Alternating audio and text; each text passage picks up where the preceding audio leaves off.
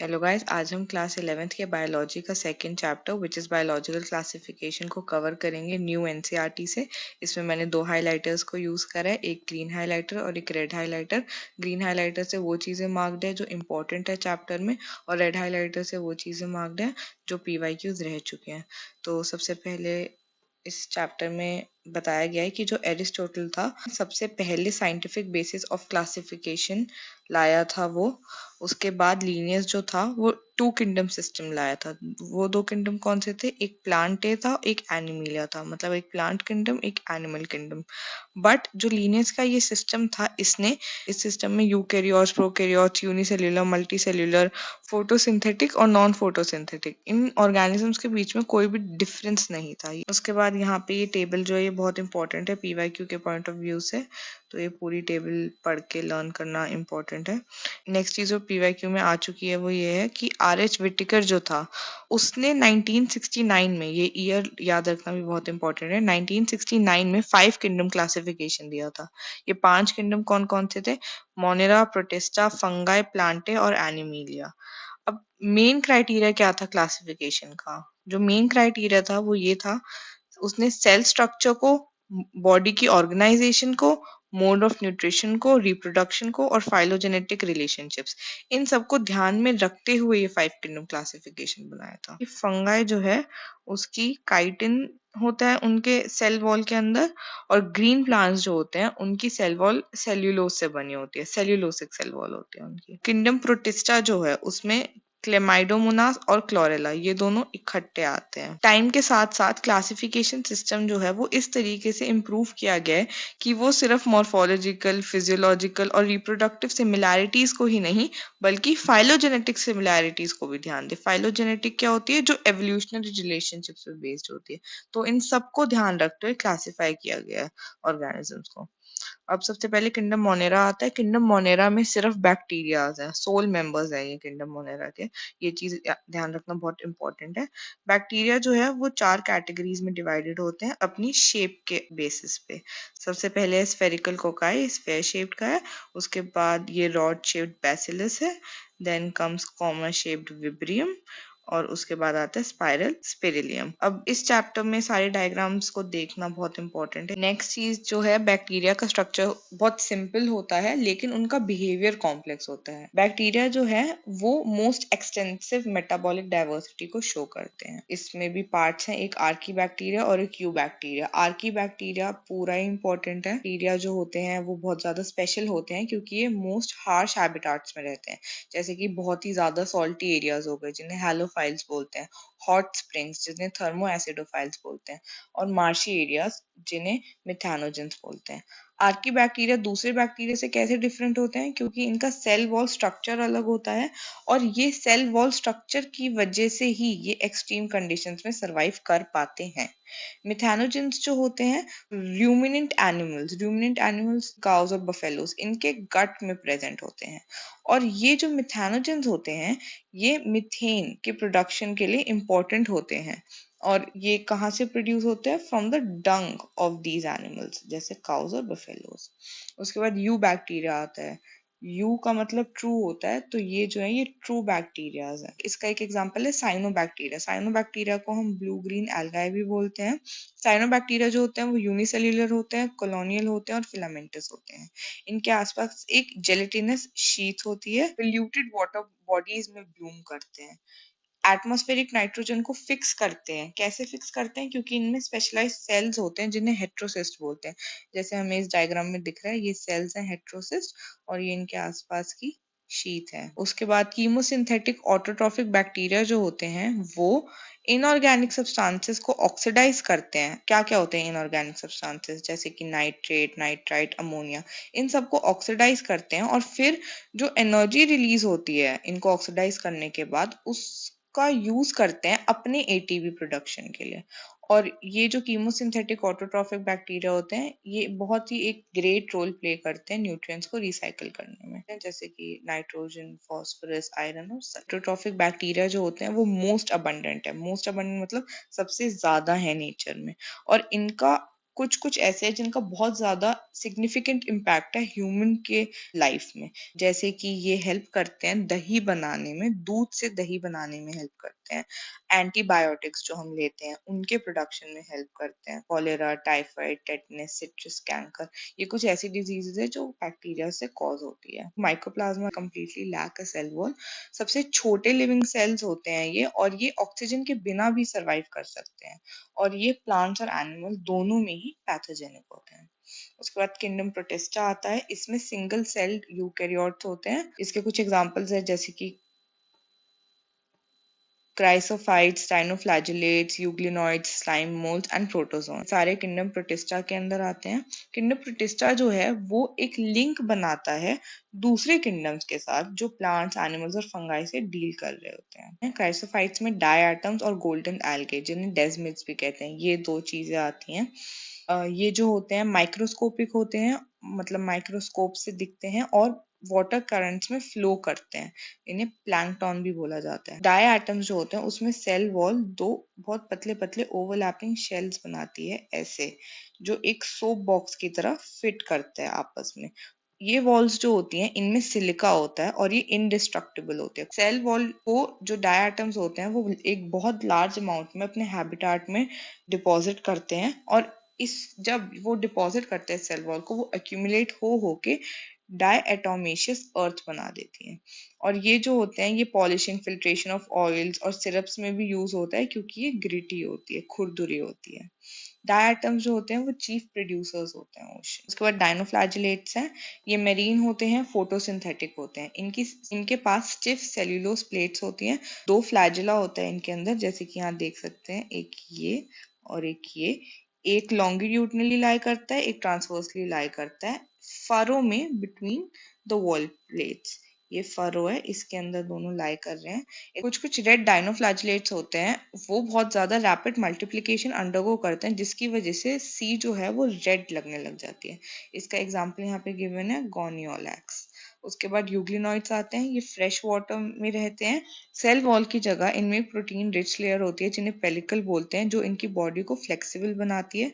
Photosynthetic होते हैं ये, और जब सनलाइट नहीं होती तो फिर ये हेटेरोट्रॉफ्स की तरह बिहेव करते हैं। इसका एग्जांपल यूग्लिना है। देन स्लाइम मोल्ड्स आते हैं। ये सैप्रोफाइटिक प्रोटिस्ट होते हैं। ये प्लाज्मोडियम फॉर्म करते हैं, और जब अनफेवरेबल कंडीशन होती है तो प्लाज्मोडियम डिफरेंशिएट करती है और फ्रूटिंग बॉडीज फॉर्म करती हैं जिनके टिप्स पे स्पोर्स होते हैं। ये स्पोर्स के पास ट्रू वॉल होती है और स्पोर्स जो है एयर करंट के थ्रू दूर दूर तक डिस्पर्स हो जाते हैं। देन प्रोटोजोन्स आता है। प्रोटोजोन्स जो होते हैं वो एनिमल्स के प्रिमिटिव रिलेटिव होते हैं और चार मेजर ग्रुप्स होते हैं।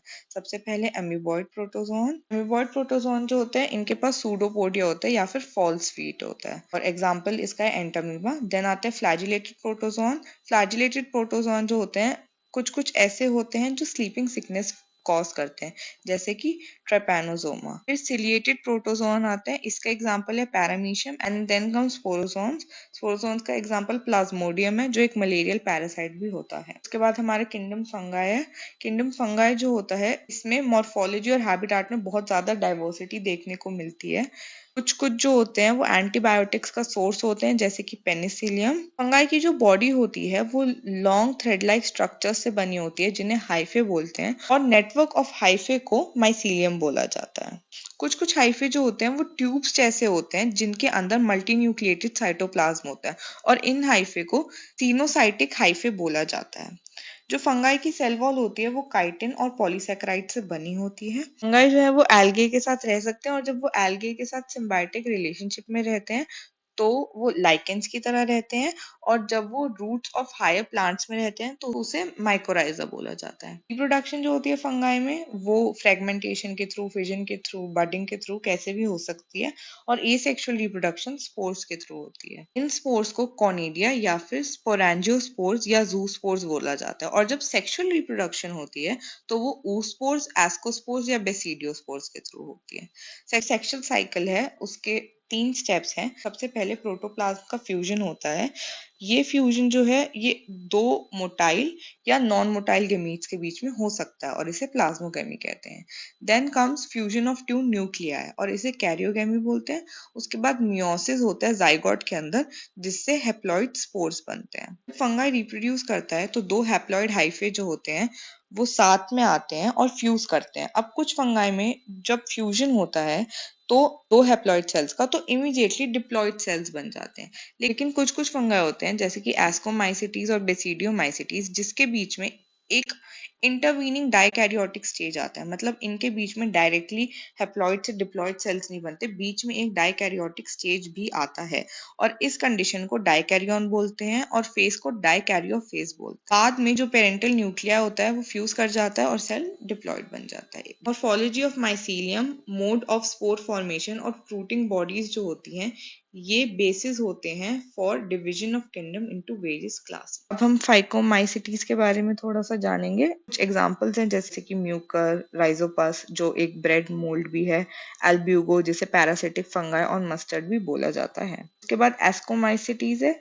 जो मल्टी सेल्यूलर होते हैं। इसका एग्जाम्पल है पेनिसिलियम या फिर ये बहुत कम केसेस में यूनिसेल्यूलर भी हो सकते हैं जैसे कि यीस्ट, जिसे सैक्रोमाइसिस भी बोला जाता है। सैप्रोफाइटिक होते हैं, डीकम्पोजर्स होते हैं और पैरासिटिक या कॉप्रोफिलिस भी हो सकते हैं। कॉप्रोफिलिस का मतलब क्या होता है? जो डंग पे ग्रो करते हैं। ब्रांच्ड होते हैं, सेप्टेट होते हैं। सेक्सुअल स्पोर्स जो होते हैं वो एस्कोस्पोर्स होते हैं जो एंडोजीनियसली प्रोड्यूस होते हैं। एंडोजीनियसली मतलब सैक के अंदर प्रोड्यूस होते हैं और इन्हें एस्काई बोला जाता है। एग्जाम्पल्स क्या क्या है? एस्परगिलिस, क्लैविसेप्स, न्यूरोस्पोरा। न्यूरोस्पोरा जो है वो बायोकेमिकल और जेनेटिक वर्क में भी बहुत ज्यादा यूज किया जाता है। मॉरल्स और ट्रफल्स ये एडिबल होते हैं और ये डेलिकेसीज होती हैं। देन कम बैसिडियोमाइसिटीज, इसके फॉर्म होते हैं मशरूम, ब्रैकेट फंगाई और पफ बॉल। इंपॉर्टेंट एग्जाम्पल हैं जैसे कि रस्ट और स्मट, ये सॉइल में ग्रो होते हैं, ट्री स्टम्स में, लॉग्स में ग्रो होते हैं। माइसीलियम जो होता है वो ब्रांच्ड और सेप्टेट होता है। एसेक्सुअल स्पोर्स जो हैं वो ज्यादातर नहीं होते हैं इनके अंदर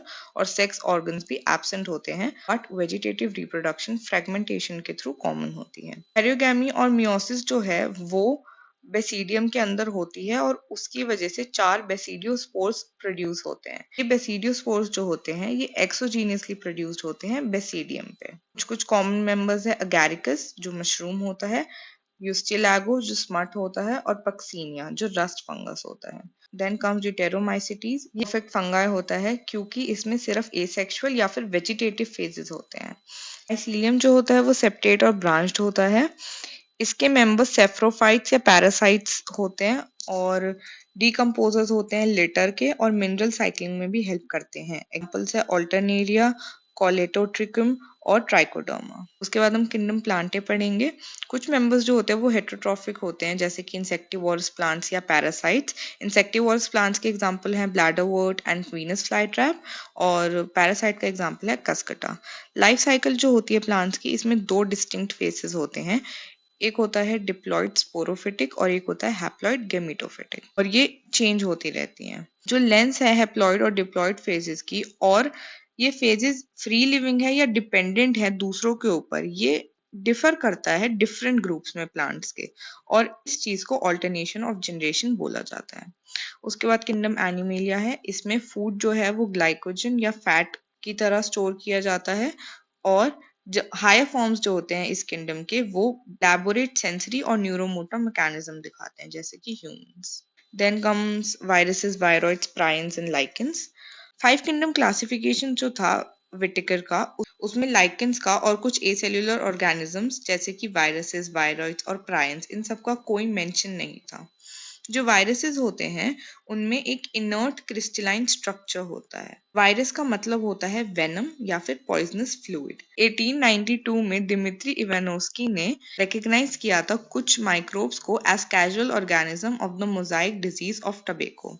ये जो थे ये बैक्टीरिया से छोटे थे क्योंकि ये इन्होंने बैक्टीरिया प्रूफ फिल्टर्स को पास कर दिया था। उसके बाद MW बेजरीनेक ने ये दिखाया था कि extract of infected plants of tobacco जो होता है वो इन्फेक्शन कॉज कर सकता है हेल्दी प्लांट्स में और ये जो पैथोजन था उसको वायरस नाम दे दिया था। जो फ्लूइड था उसे इसने कॉन्टेजियम विविम फ्लूइडम बोला था, मतलब infectious living fluid. W.M. Stanley ने ये शो किया था कि वायरसेस जो होते हैं उन्हें क्रिस्टलाइज किया जा सकता है और क्रिस्टल्स में बहुत ज्यादा लार्ज अमाउंट में प्रोटीन होता है। प्रोटीन के साथ साथ वायरसेस के अंदर जेनेटिक मटेरियल भी होता है जो आरएनए या डीएनए कुछ भी हो सकता है। वायरसेस जो प्लांट्स को इन्फेक्ट करते हैं उनके अंदर सिंगल स्ट्रैंडेड आरएनए होता है और वो वायरसेस जो एनिमल्स को इन्फेक्ट करते हैं उनके अंदर या तो सिंगल या फिर डबल स्ट्रैंडेड आरएनए होता है या कभी कभार डबल स्ट्रैंडेड डीएनए भी होता है। बैक्टीरियल वायरसेस जिन्हें बैक्टीरियोफेजेस भी बोला जाता है, यानी कि वो वायरस जो बैक्टीरिया को इन्फेक्ट करते हैं, उनमें ज्यादातर डबल स्ट्रैंडेड डीएनए ही होता है। जो प्रोटीन कोट होता है उसे कैप्सिड बोला जाता है और ये स्मॉल सब यूनिट्स कॉल्ड कैप्सोमियर्स से बना होता है और न्यूक्लिक एसिड को प्रोटेक्ट करता है। कैप्सोमियर्स जो है वो हेलिकल या पॉलीहेड्रल ज्योमेट्रिक फॉर्म्स में प्लेस्ड होते हैं। वायरसेस जो हैं वो डिजीजेस कॉज कर सकते हैं जैसे कि mumps, smallpox, herpes, influenza. AIDS जो है जो ह्यूमन बींग्स में कॉज होता है वो भी वायरस ही कॉज करता है। प्लांट्स के अंदर जो सिम्टम्स होते हैं वो हो सकते हैं मोज़ाइक फॉर्मेशन, लीफ का रोल होना, कर्ल होना, yellowing and vein clearing, dwarfing and stunted growth, मतलब छोटा रह जाना प्लांट का। 1971 में T.O. डायनर ने एक न्यू इन्फेक्शियस एजेंट को डिस्कवर किया था जो वायरस से भी छोटा था और ये पटेटो स्पिंडल ट्यूबर डिजीज को कॉज कर रहा था। इसके अंदर फ्री आरएनए था, प्रोटीन कोट नहीं था जो कि वायरसेस में होता है, इसलिए इसका नाम वायरॉइड रख दिया गया था। आरएनए जो होता है वायरॉइड का उसका मॉलिक्यूलर वेट बहुत कम होता है। उसके बाद प्रायंस हैं। प्रायंस जो हैं वो डिजीजेस कॉज करते हैं जैसे कि बोवाइन स्पॉन्जिफॉर्म एन्सेफेलोपैथी BSE, जिसे कॉमनली मैड काउ डिजीज बोला जाता है कैटल के अंदर, और इसका एक एनालॉगस वेरिएंट और होता है जिसे CR जेकब डिजीज बोला जाता है ह्यूमंस के अंदर। लाइकेंस जो होते हैं वो सिम्बायोटिक एसोसिएशन होते हैं एल्गे और फंगाई के बीच में। इनका एल्गल कंपोनेंट को फाइकोबायोंट और फंगल कंपोनेंट को माइकोबायोंट बोला जाता है। लाइकेंस जो होते हैं वो एक गुड पोल्यूशन इंडिकेटर होते हैं, मतलब वो पोल्यूटेड एरियाज में ग्रो नहीं करते हैं। So this concludes our chapter. ये chapter की summary है. If you want, you can read this as well. I've tried to cover this entire chapter from the new NCERT. बहुत सारे changes हुए हैं old NCERT से new NCERT में. If you find this video helpful, do like, share, comment, and subscribe. I'll also be covering more chapters of 11th and 12th from the new NCERT. So stay tuned for that. Thank you.